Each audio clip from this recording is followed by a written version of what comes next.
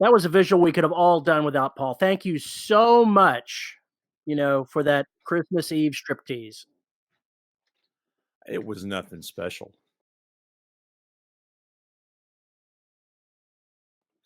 So my wife and I were driving down the road to the dealership yesterday, and for some reason, for some reason, the word Trinity popped into my head. Now, I went and looked it up. It's kind of interesting. Tell us more. Well, Trinity in the Christian sense is that God, the Holy Ghost, and Christ are all basically one. They're three sides of the same whatever. And with Okay. that, and then Trinity also means without which there can be none. In other words, three together or none. Period. But a Trinity can also refer to the state of being three. Contemplate that for a second. The state All of right. being three. What in the flying fuck does that mean? It means the state of having, like, this is not, a realistic sort of thing, having three personalities that maybe express themselves simultaneously. Um, And see, having three that's minds stuffed in your yes. head. That's kinda what I got was basically 3 minds behind one interface. Or 3, like you said, 3 distinct personalities that are maybe even crossing over one another. But when I think of the state of being 3, I think more of 3 melded together as one in a trinity, in the Christian sense. So there's 2 sides to that, which is there's the, Christianity metaphor, and then behind that, there is the state of being. So in other words, there is a fundamental change in how that being or intelligence or whatever else reacts and acts because of the fact that it is 3. There is a lit RPG novel, a series that I've listened to that off the top of my head, I'm not remembering the name or the author, but it's an end of the world scenario. The Earth is going to be destroyed in a huge meteor crash. So the race is on to upload people's consciousnesses into a game because there's no other way to survive. They can put the machinery of the game and all of its maintenance things way down in the Earth where it can be safe, but they're not going to be able to save any physical human beings. It's just not going to happen. And in the rush to get it all put together, the person that puts it together is willing to take computers from just about anywhere, including a Russian battle computer that is Oh, part of the simulation. no. Maybe it was Oh, China. Actually, I think it was no. Chinese now that I think about it. Whatever it And was, yeah, as you can war game imagine, computer. as part of the integrated whole, it causes problems. It causes issues, and it's still part of the game. It's not a trinity, but it's part of the ruling gods of this, the It's controlling elements it's of a this. agent of chaos amidst the ghosts of machines. Something along those lines. But the game expresses itself as a whole, but the computers that are running it are in competition with each other, and they have to deal with the shark amongst their midst. So, while that's not a trinity, I think that's a good way to express something like that. Hmm. Because I kind of come at it the other way around. I know that's not what the the biblical representation of Trinity is. I think of it as three things that come together to make a whole, Mhm. and And that are taking inseparable. three individuals together to make something new. And that's not the way that it is in religion. So I come at it from the other angle. One might also say a trinity can never be established. It either is or is not, What happens if you take out part of the Trinity? and it's no longer a trinity. It's a duo. I think it's a mess. It would be a freaking disaster is what it is. Because you're assuming that the other 2 parts can function without the 3rd. If you go Freudian, it's like having an id without an ego. It's just an id and a super ego, and that's that without an ego to maintain balance. Sounds like a vampire, nothing but hunger. No, it'd be self-destructive because 'cause there'd be nothing there to mediate between the 2 hot between the high and the low. The high is no rules, the low is all rules. And Ooh, ooh, without an ego paralyzation.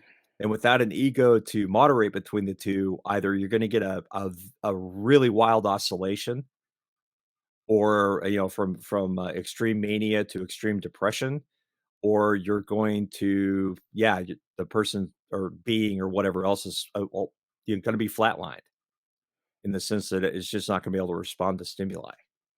David Reber wrote In the Path of the Fury a long time ago. And one of the elements of that science fiction story was, I'm, I guess I'm going to call it a spiritual context.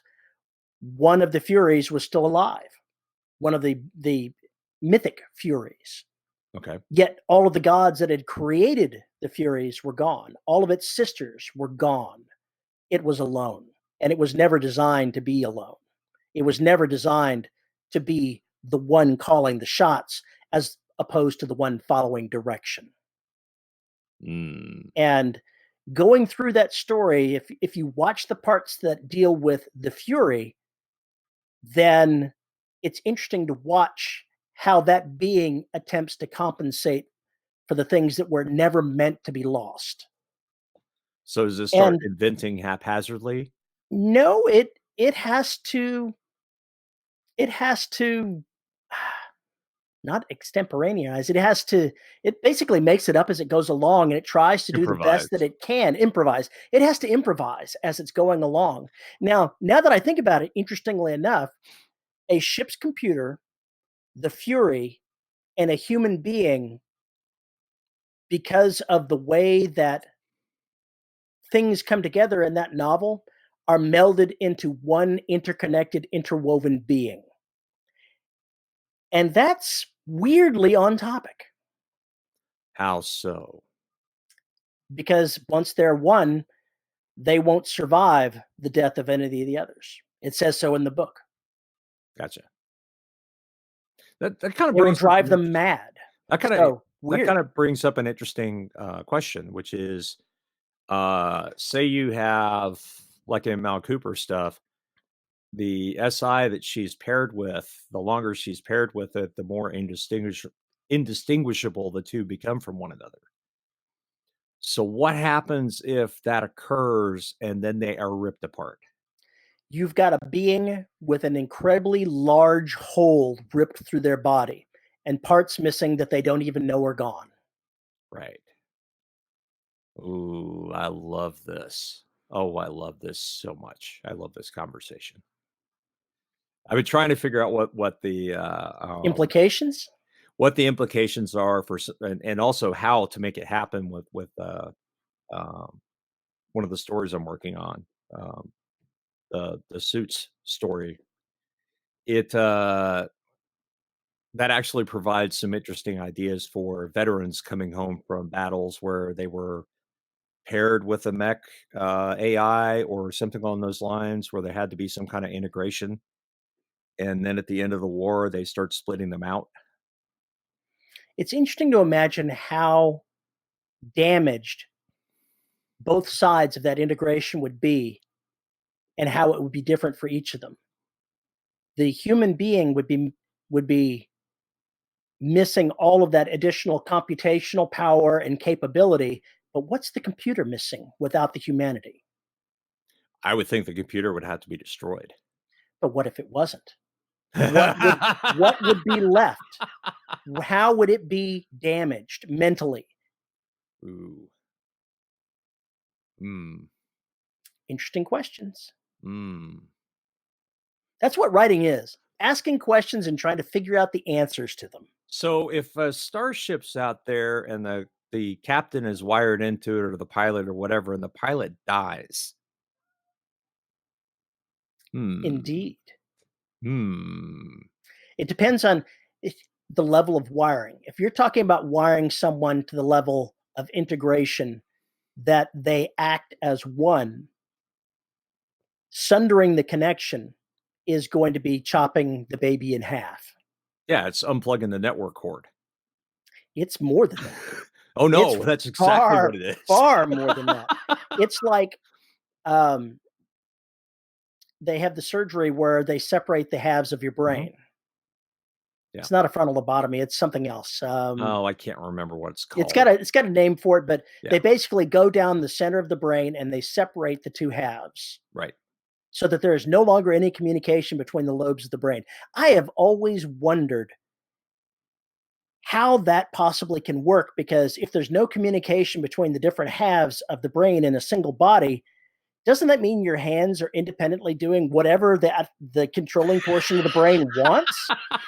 It seems like that would make two different people inside your body, but maybe the frontal lobes somehow make it so that doesn't happen. I'm not really sure how that can be avoided, but obviously that isn't a problem. I don't think they split the entire brain. I think they just split one area. I can't remember. You might be right though. I don't know. I'd have to look that up. I never really I remember reading about that. Like for instance, if you had the left eye closed in that case, they could make out they could say colors, they could say they could describe what it tastes like, but they couldn't name it. That smells like there's still some communication going back and forth between the hemispheres, Yeah, I because would think otherwise there's they'd know nothing. something going on, but if you cover the other eye, that one can tell you the name, but it can't describe it. Well, that's the difference between the left and the right hemispheres of your brain. Correct. So basically, doesn't that mean with that person, but as long as both eyes are open, they're getting information to put the two things together? They must be. But how it's being integrated is an interesting question. Yeah, exactly. And what if there's a little packet loss? Obviously, there is. Like real packet loss, like fragments or things coming in out of order. Ooh. Here's a question. Here's a question for you. Since you're busy talking trios, Oh my god, that's hilarious. what if you've got a human being that has an AI in Mhm. their head, but they're also connected to something else? I'm going to leave that undefined at the moment. And that something else is taken away. And they may not have really known that that other thing was part of them, but now that it's missing, the world has changed and they can't really put names to why it's any different. Oh, as if something that was grounding them in reality just kinda suddenly slipped away. Exactly. That's Matrix style, baby. Wake up and go, "Oh my god, this is not where I thought I was. I'm not supposed to be here." It's where you put your hands on your hips and you turn in a circle and go, "What the absolute fuck?" You escaped the Matrix. Oh, good. This is better. Awkward. I'm gonna starve to death up here. Thanks, assholes. To me, it sounds like you have started some type of creative show here. I don't know what you You had never in mind, but we've been going for 20 minutes and it sounds like we're in a topic here. well, it just it kinda brings up the idea of, uh, when you got kind of an integration between different, species even, and one is missing. How does that cooperation break down? It's like if you have a triad, which is yet another freaking definition who's I can't remember what it is. Um, in a triad, if one of them goes missing in a treaty or something on those lines, and without them, maybe they can't communicate with their other allies. It can be much more complicated than that. I just read a book by Glenn Stewart where one of the races in there that they were having a war with was a three-part biology, where they had scientists and warriors and breeders. and they wiped out the breeders and left the other two. So now you've got a society trying to figure out how it does anything with 1/3 of its nature completely obliterated.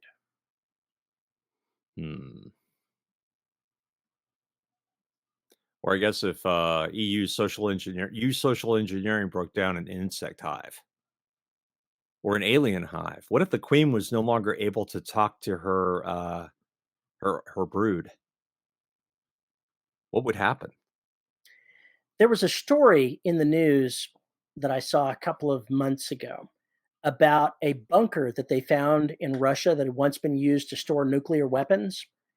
And inside the bunker, they found millions upon millions of ants. Of That ants? ants that were living there with no means of sustenance. Oh shit! I think I know where this is going. Oh, I want to hear where you think it's going, because I looked at that and I said, "Oh, I think I need to see what this is all about." But These tell me fuckers what are you think. glowing, aren't they? They were not glowing. They were not. I thought they would be glowing based on the clickbait headline, but they were not. What were they doing? The bunker had been broken open for inspection, and it hadn't been sealed correctly. And ants from nearby, coming from a mound with a queen, kept falling into it. And so the ants that were down there were trapped and had no choice but to eat other ants to continue to survive. No control by a queen. They'd been in existence down there for years upon years, isolated by themselves, living without direction from a queen. Their solution to the problem, by the way, was to drop down a piece of wood that they could climb up out of, and they all went back to the hive, the survivors, leaving the desiccated corpses of innumerable dead ants behind. Leaving all their broodmates. No, leaving the ones they ate to survive. Yeah. There was no food source other than themselves there. That's fucked up. So there is an interesting application of chopping away the controlling element of something like an insect grouping. And what do they do? They certainly weren't wired to eat one another, but they did. No. It's the same thing that would happen here if suddenly we woke up tomorrow and there was no government. I, for one, welcome our alien overlords. Or that. But that's a completely different problem. It's kind of like if the global satellite network went down at this point. Countries would have no idea what each other were doing for a while. If there is a major fight that breaks out, one of the very first things that's going to happen in it is every satellite of military significance is going to be destroyed. Yeah, exactly. Welcome back to the 19th century? At least as far as communications and knowing what's going on over the horizon is? Well, we still have enough hard lines. It's just the problem is nobody has a hard line phone anymore. Well, I'm not talking about even that. I'm saying that how would you know what North Korea is up to if you can't see them? Yes. Spy satellites gone. Communication satellites gone. Correct. I would not be at all surprised to see transatlantic communications cables cut. So at that point, you can't even you can't even reliably get radio communication with somebody on the other side of the globe. Things become a little chancier at that point. So what happens? That's a great question. Somebody should write a novel. Yeah, get on that. Were you already writing a novel about that, or didn't you write a novel about that? I wrote a post-apocalyptic novel. It didn't do as well as I would have hoped, so I have not yet written another one. Well, if you want to broaden that out, though, you could put it into starship terms or fantasy or whatever else you wanted to do with it, where basically solar systems are talking to one another and then suddenly they're not. Glenn Stewart did exactly that in the same book I was just talking about. They had a means of faster than light communication. It was cut. Right. The people involved are still not exactly sure how that happened. But it isolated everybody. Yeah, that's the important bit, that folks got isolated from one another. We That's one of the great aspects of storytelling in space. If you can keep groupings of people relatively isolated from back seat drivers. You don't even really have to try that hard to isolate, anybody on a ship. It's pretty easy. Same thing Oh, yeah. goes for a regular, ocean-going voyage or, ship, whatever, vessel. That's the word I'm looking for. It's exactly the same thing. But when you're dealing with ships in space, the balance, at least I found, I wanted to have some ability to communicate between ships that were not in the same solar system, but I wanted it somewhat geographically limited, and I Okay. wanted its utility to be drastically reduced. So I basically brought out the hand wavium and made it so. That's one of the benefits of writing space opera. I can do that. And you can also just look at it as a means of communication. If everybody's got hyperlight comms and then suddenly those go out, that's gonna leave a lot of people possibly stranded. Not to mention probes, other AI, SI vehicles or intelligences out there that suddenly can no longer communicate. That's just a recipe for disaster. Imagine a galactic society, one that's spread out over tens of thousands of star systems, and they've got faster than light communication. What happens when one of the frontier worlds goes silent, and then another one nearby goes silent? And Uh-huh. then, like a little wave, it just starts It starts eating going, in yep. where places and ships that are sent out to look never report back in. The Commonwealth saga kinda deals with that, sorta. It's hard to explain, and I wouldn't wanna spoil it, but, that one's got kind of the same feel to it to a certain degree. Star When a star disappears, that's usually a bad thing. I'm not saying that physically the star's gone. I know. I know what you're saying. It's still there, but Minnie's taken it over. yeah, we keep getting these comments, from YouTube folk that, we don't have enough cats. More cats, please. We can fix this. We do not wanna fix this. It will just become a meowathon. We need a meowathon. We do not need a meowathon. Oh my god, look at that. Well, obviously, there are a ton of ways to isolate folks and stir up trouble. These are just kind of the strange conceits to get there on a broader scope. It's always fun, the manipulation of the setting you have to get to isolate people and how people are willing to accept it. I'm talking about stuff that you write there. Your way of raising tension is to isolate the Yeah. Oh, protagonists. hell yeah. Nobody ever says, "Oh, that's unrealistic how they got locked into that missile silo." As long as I establish that conceit from the get-go, we are okay. If I try and introduce that later, that's when it can get kinda complicated. Because it's kinda bad just to have, "Oh, well, the door suddenly slammed and locked." By who? For what? There's gotta be a reason why, they are suddenly isolated or they're isolated to begin with. It's obviously much easier if you isolate them from the get-go. So, that makes things a lot You easier. know, that for some reason that reminded me of, how prison guards are buzzed in and out of the places they want to be. And Yeah. suddenly I had a vision of some prison guards inside the prison, calling to have the doors opened, and nobody from outside responds. No one's Yeah, answering.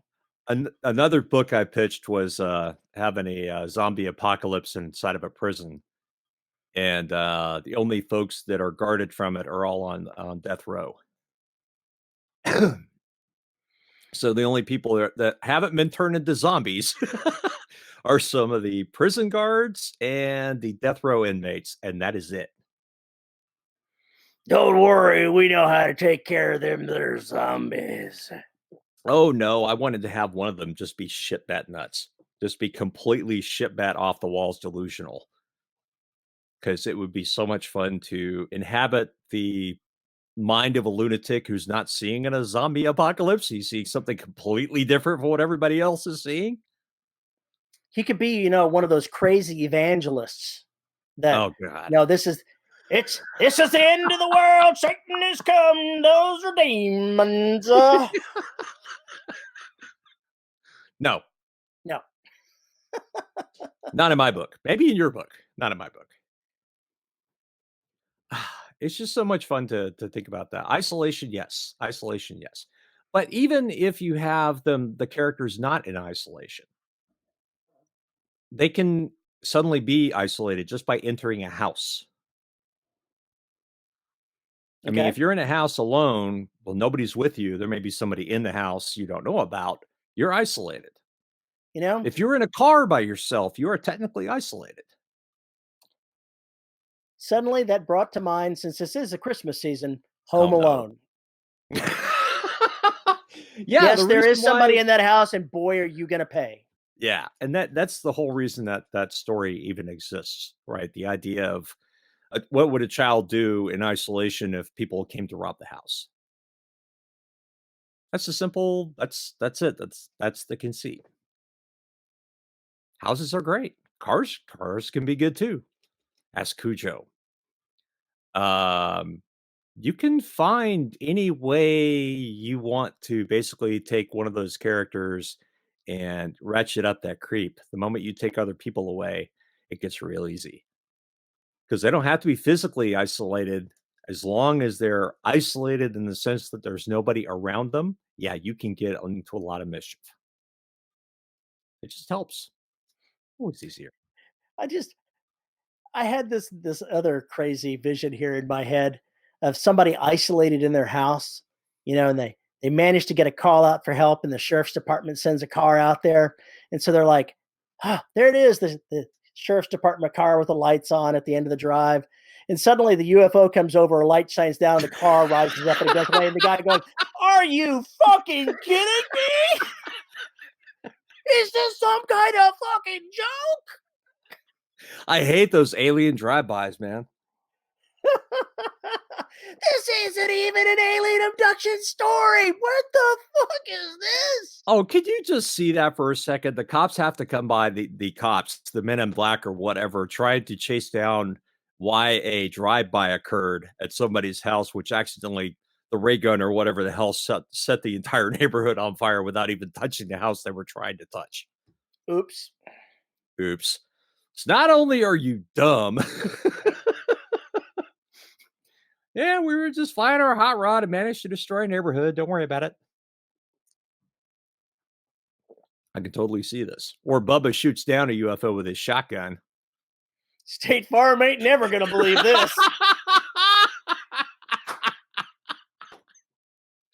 Let me take out my Barrett 50 cal. I'm gonna take you down, Mr. Spaceman. Crashes into his house. Crashes into Him his just, house. him just looking at the damage to the house. State Farm ain't never going to believe this. With the alien ship protruding out of it. See, we could write this. We could write one of these commercials. It's not real difficult. No, we could totally do that. I love that idea, though. That also gives the humor aspect. Just something completely ridiculous that goes on. Like a UFO coming down and maybe they're having a party and things get a little wild. Maybe they gate crash a human party. And the things they do while they're there lead to other problems. There was a cartoon that I saw recently that had a spaceship landed and a couple of aliens out talking to a human, and they're smoking cigarettes. And it's like, we're not staying. They just wouldn't let us smoke on the ship.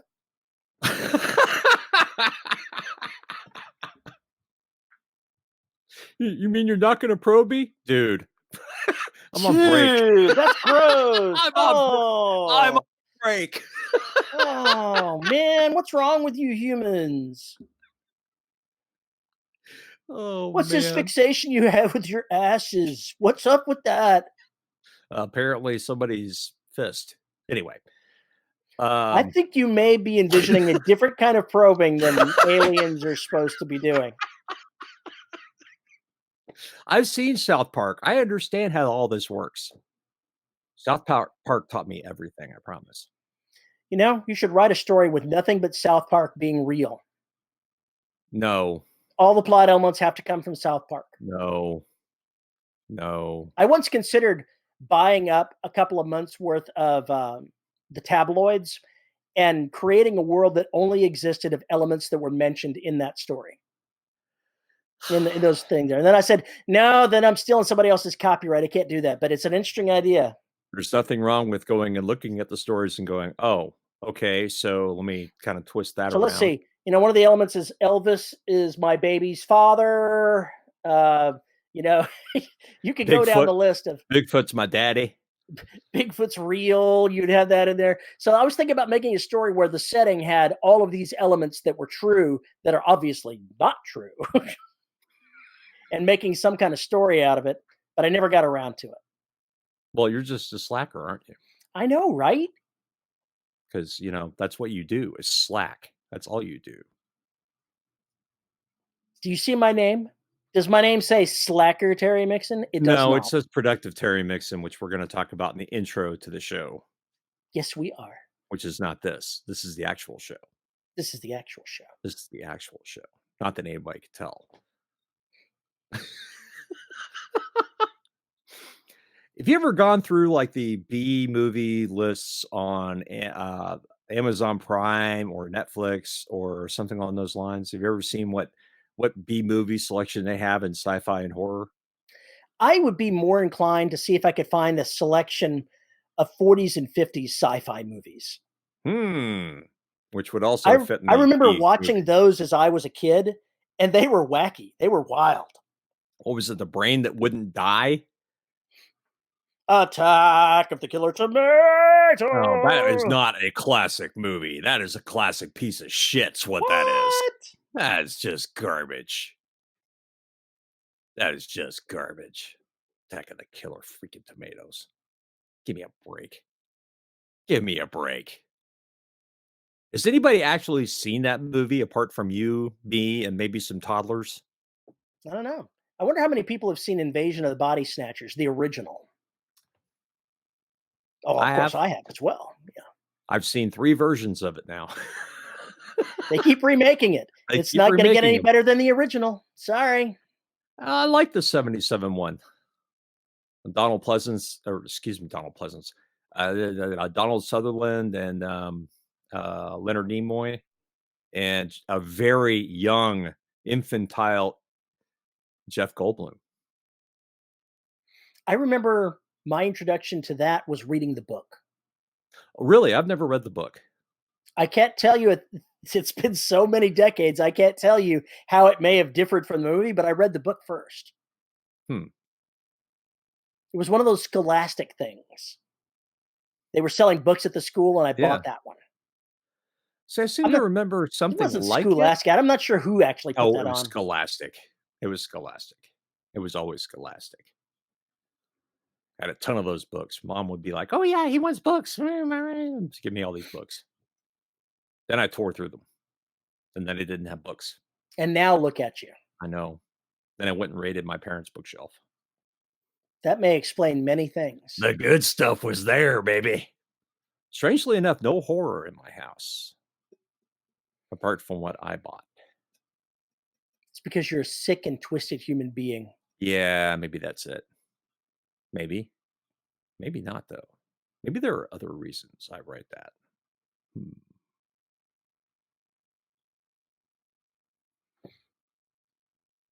Now what? Well, see, we started off with talking the Trinity and the interconnectivity between various story elements.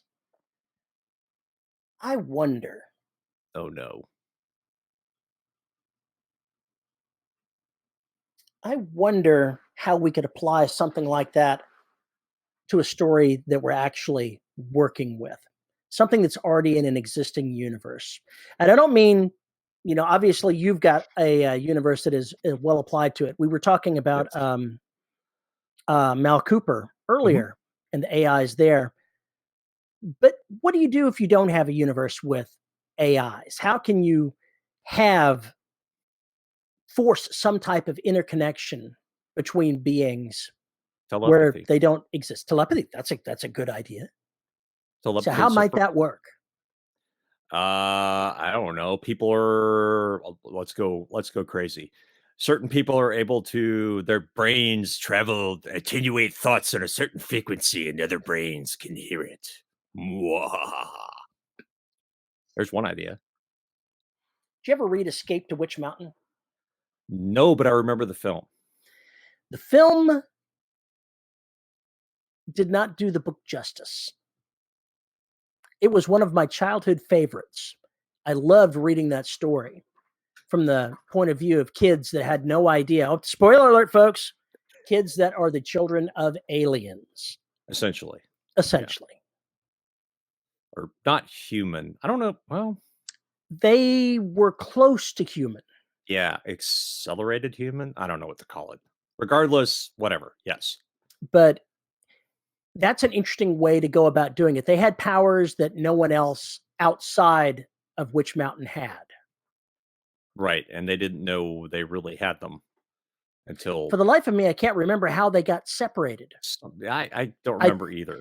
I think in the book they were separated because the ship they were on crashed, if I remember right.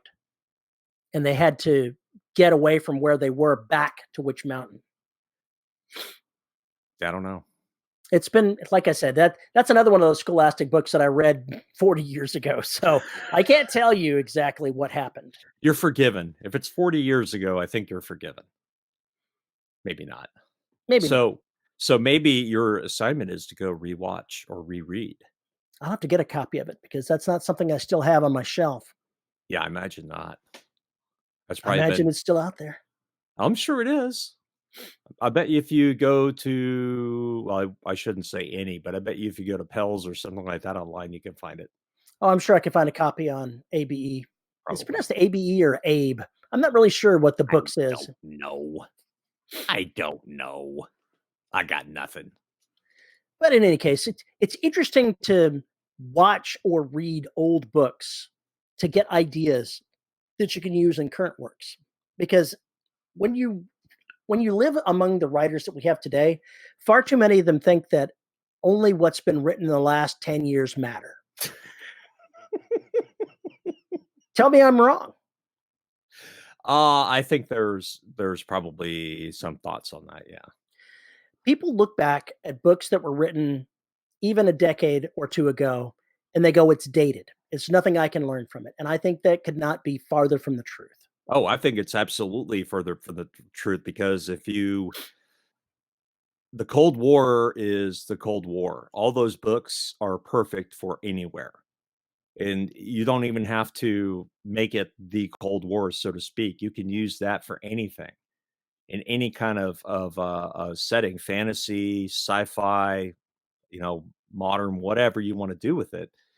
All the lessons learned there about how spy networks worked, about how different drops were created to do this, how agents lived, how the governments acted toward one another. All those things that were going on between the 60s and late 80s are perfect and rife with how to write that, all the political thrillers of that time. And they're probably going to come back in vogue because I think we're heading back into the Cold War. But that notwithstanding, there are so many things that can be learned just from that aspect across those years of that literature. And that's just one example. Romance is the same way. Good God, if you want to write a really good gothic romance, where the hell are you going to go? To Harlequin? No, go back. Go back and look. There's a series of books put out by Eric Flint in his 1632 universe. And he sets everything there during the 30 Years' War back in the 1630s. Okay. And in Europe, obviously. And I've heard of other authors that write science fiction taking historical pieces of time and using them with changes as their setting. Sure. And it's amazing how real something that's based on reality can feel. it's history is so it gives you so many reasons for things. I want to tell a story that's set against a war. Okay, how would this war work? When would it happen? How do I want to deal with this? Oh, how did World War One happen? Oh, entangled alliances and some shithead shot some shithead, and it was enough to just, basically put Push it the over entire the edge. push it completely over the edge into bedlam and mania. That works with anything, and you can have people in that situation from any standpoint. They can be in the military, they can be at one of the planets that's being invaded, or towns, or whatever. My mind automatically went to sci-fi for some reason, but that's a perfect backdrop for any kind of drama, for any kind of story. Wartime is a very good backdrop, and there's a lot of tales that are told that way. If you want to have a science fiction universe where you've got far flung colonies and pirates attacking those far flung colonies and the shipping to them, you have no further to look than the Caribbean. Oh, Back yeah. during the day, Tortuga and Port Royal, places like that, the type of stories you could get from the 1600s for how those things happen, how actual historical events started there, and the personalities that made them larger than life, you could easily translate that into something modern space science fiction, and it would be incredible. Yeah. There's all those things you can just basically grab, areas. I mean, we see it all the time, grabbing the idea of knights.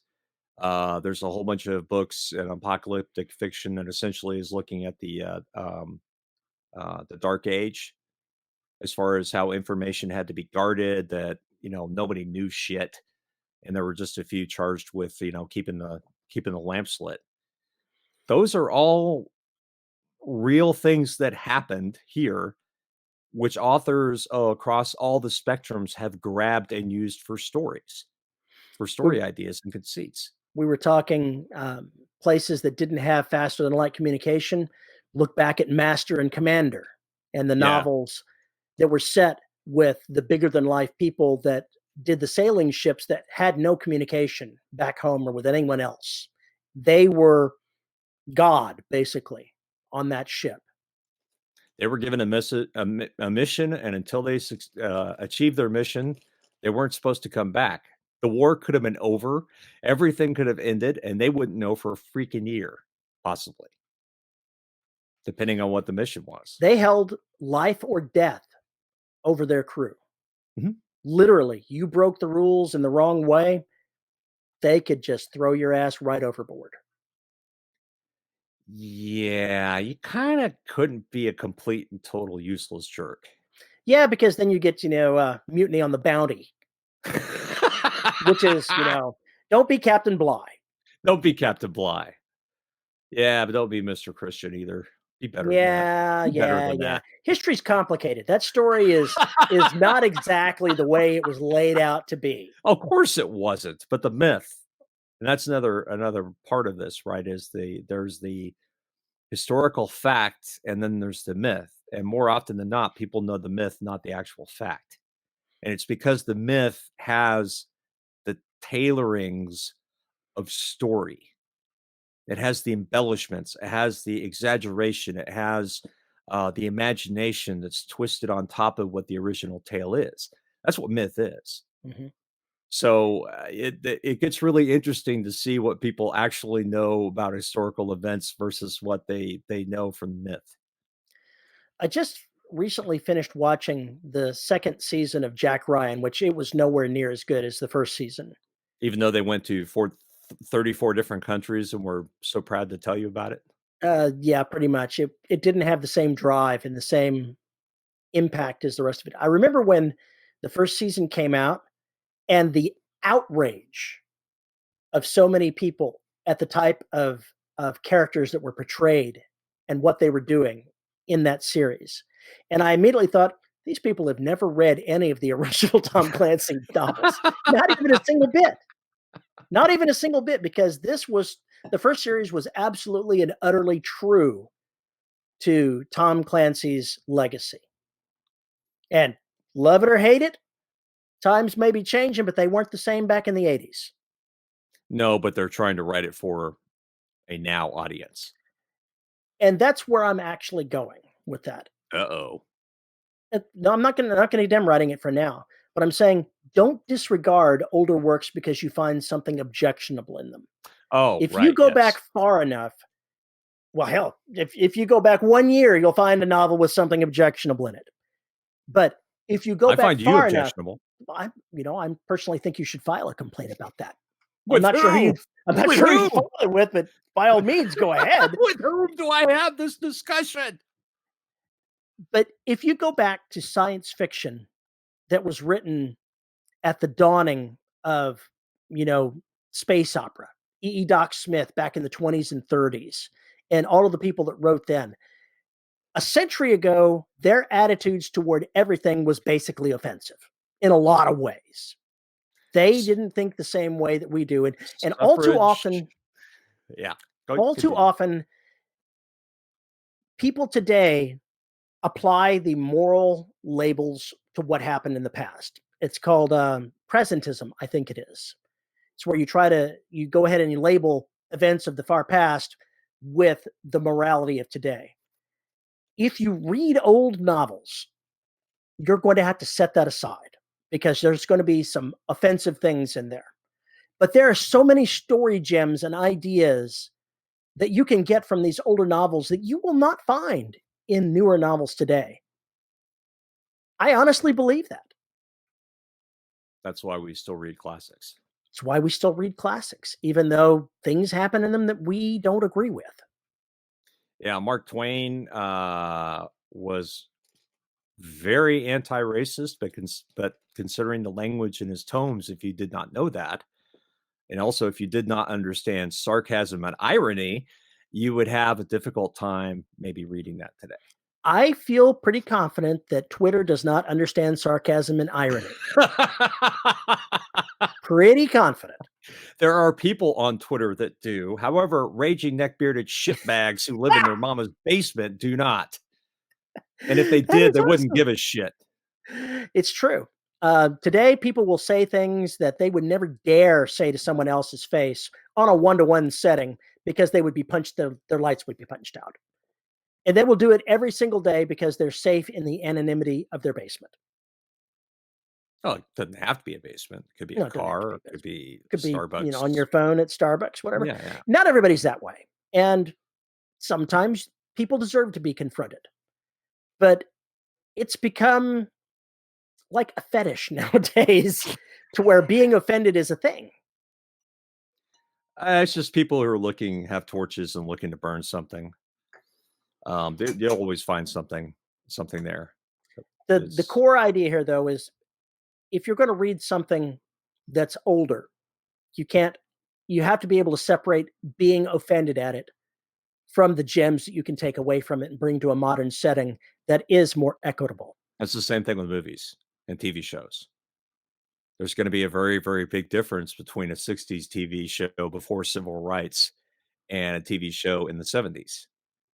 There is a marked difference between the 2 things. There really is.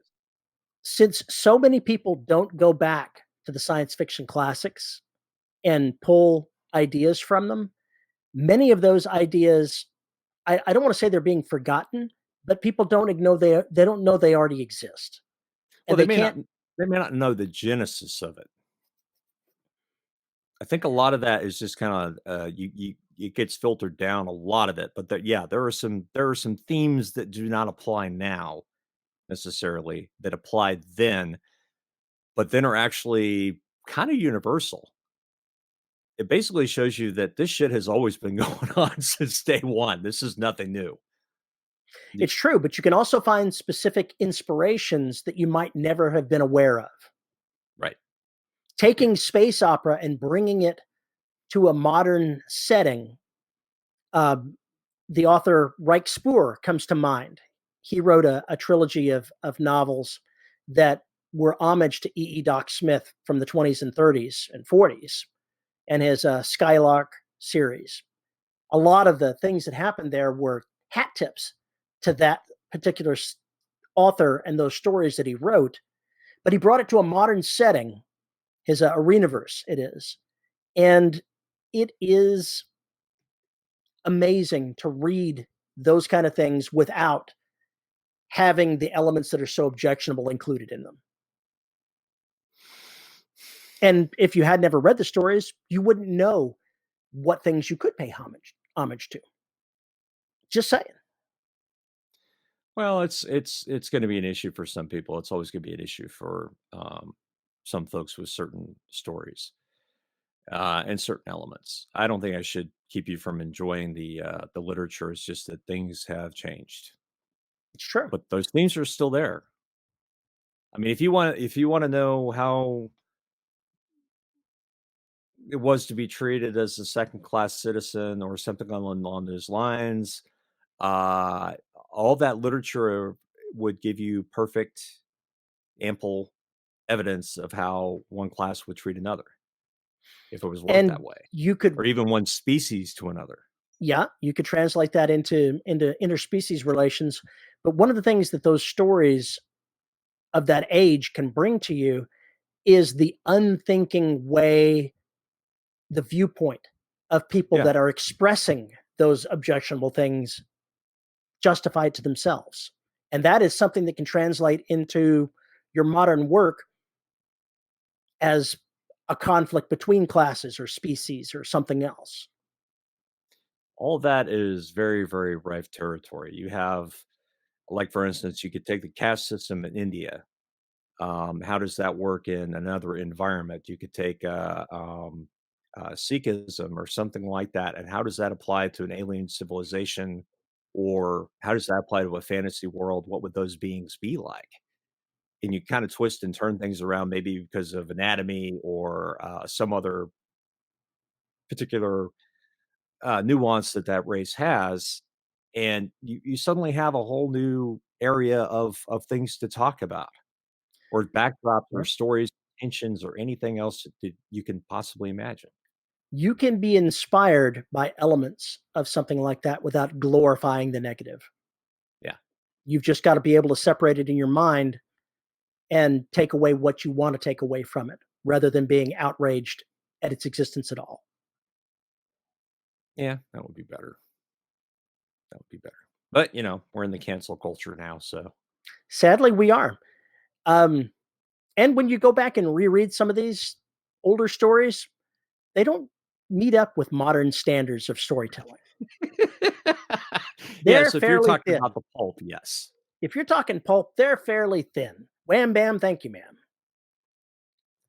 Straight and to the point. I'm not parsing that one. It's just not happening. I'm not putting any sexual connotation to it. I know, These I are know. like 40 to 50,000 word stories where there's a lot of streamlining going on there. There's not a lot of extraneous to the story. Mm. Mhm. Alright then. It's Christmas Eve, Terry. Ho ho ho. We should probably wrap this up. We probably should because I get wait a minute, I'm not actually doing anything interesting. So I don't care. Alright, we should actually wrap things up because I have shit to do. I can have dinner, then I can go on about my business. Oh, well, lucky you. I still have things to do. So, yeah, nobody This is just a likes you. regular day to me, man. Yeah, pretty much for me too. That's about it. The All only right, thing going get on us out of different here. the only thing different going on tomorrow is I am going out to dinner with a family friend. The wife and Oh, I are. oh, So, cool. you know, hey, that's cool. That's one thing we don't normally do, but we'll go ahead and do that. Awesome.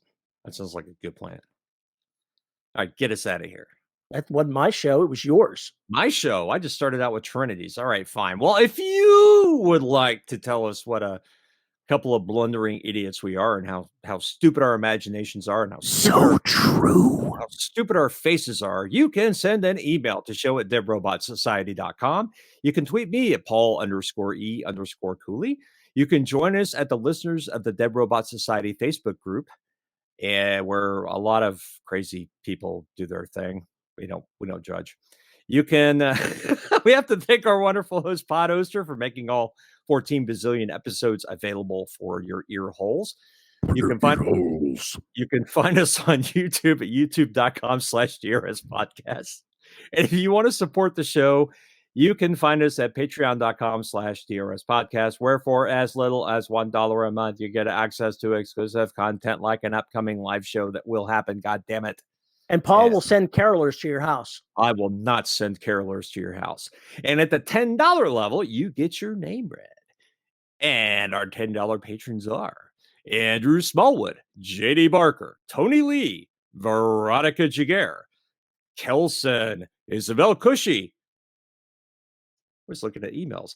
Rick Shaw, Lisa Slack, Nathan Cosby, Cheryl Winters, Tracy Bodine, Devin Lee, Drew Bernardi, Chris Winder, and J.R. Handley. Thanks for your support, folks. We really appreciate it. Yes, thank you very much. With that, we're going to get the hell out of here. So if you celebrate Xmas, Christmas, Hanukkah, Festivus, whatever the fuck. Happy holiday of your choice. Happy damned holiday. And we're out of here.